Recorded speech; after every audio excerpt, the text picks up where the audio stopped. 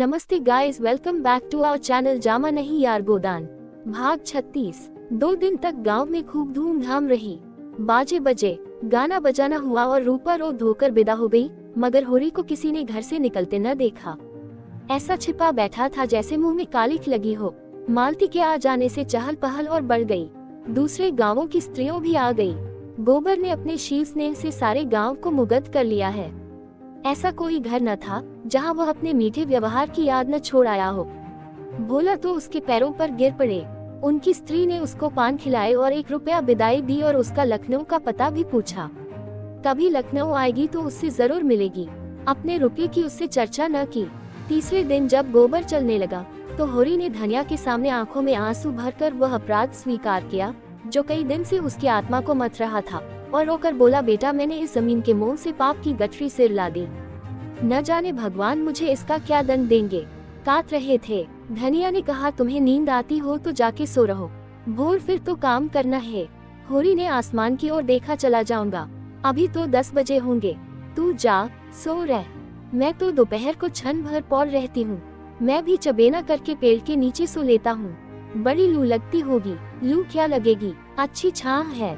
मैं डरती हूँ कहीं तुम बीमार न पड़ जाओ। चल, बीमार वह पड़ते हैं जिन्हें बीमार पड़ने की फुर्सत होती है। यहाँ तो ये धुन है कि अब की गोबर आए तो राम सेवक के आधे रुपये जुमा रहे। कुछ वह भी लाएगा ही। बस इस साल इस रिनरो गला छूट जाए तो दूसरी जिंदगी हो। गोबर की अब की बड़ी याद आती है। कितना सुशील हो गया है। चलती बेर पैरों पर गिर पड़ा। मंडल वही से आया तो कितना तैयार था। यही रोटी मिल जाए वही बहुत है। ठेकेदार से रुपए मिले और गाय लाया। गाय तो कभी आ गई होती, लेकिन तुम जब कहना मानो। अपनी खेती तो संभाले न संभलती थी, पुनिया का भार भी अपने सिर ले लिया। क्या करता, अपना धर्म भी तो कुछ है। हीरा ने नालायकी की तो उसके बाल बच्चों को संभालने वाला तो कोई चाहिए ही था। कौन था मेरे बिना, बता। मैं न मदद करता तो आज उनकी क्या गति होती, सोच। इतना सब करने पर भी तो मंगरू ने उस पर नालिश कर दी। रुपये गाड़ कर रखेगी तो क्या नालिश न होगी। क्या बकती है, खेती से पेट चल जाए यही बहुत है। गाड़ कर कोई क्या रखेगा। हीरा तो जैसे संसार से ही चला गया। शायद सब कुछ देखता था, सब कुछ समझता था, पर जबान बंद हो गई थी। हाँ, उसकी आंखों से बहते हुए तो बतला रहे थे कि मोह का बंधन तोड़ना कितना कठिन हो रहा है। जो कुछ अपने रो नहीं बन पड़ा, उसी के दुख का नाम तो मोह है। पाले हुए कर्तव्य और निपटाए हुए कामों का क्या मोह। मोह तो उन अनाथों को छोड़ जाने में है जिनके साथ हम अपना कर्तव्य न निभा सके, उन अधूरे मंसूबों में है जिन्हें हम न पूरा कर सके। मगर सब कुछ समझकर भी धनिया आशा की मिटती हुई छाया को पकड़े हुए थी।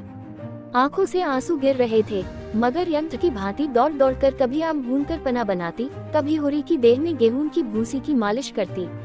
क्या करे, पैसे नहीं है, नहीं किसी को भेजकर डॉक्टर बुलाती। हीरा ने रोते हुए कहा, भाभी दिल कड़ा करो, गोदान दो, दादा चले। धनिया ने उसकी ओर तिरस्कार की आंखों से देखा। अब वह दिल को और कितना कठोर करे। अपने पति के प्रति उसका जो कर्म है, क्या वह उसको बताना पड़ेगा। जो जीवन का संगी था उसके नाम को रोना ही क्या उसका धर्म है। और कई आवाजें आई, हाँ गोदान करा दो, अब यही समय है। धनिया यंत्र की भांति उठी। आज जो सुतली बेची थी उसके 20 आने पैसे लाए और पति के ठंडे हाथ में रखकर सामने खड़े दातादीन से बोली, महाराज घर में न गाय है, न बछिया, न पैसा, यही इनका गोदान है। और पछाड़ खाकर गिर पड़ी। ये गोदान का आखिर अध्याय था। मुझे आशा है कि आपको गोदान में मजा आया होगा। ज्ञानवाद।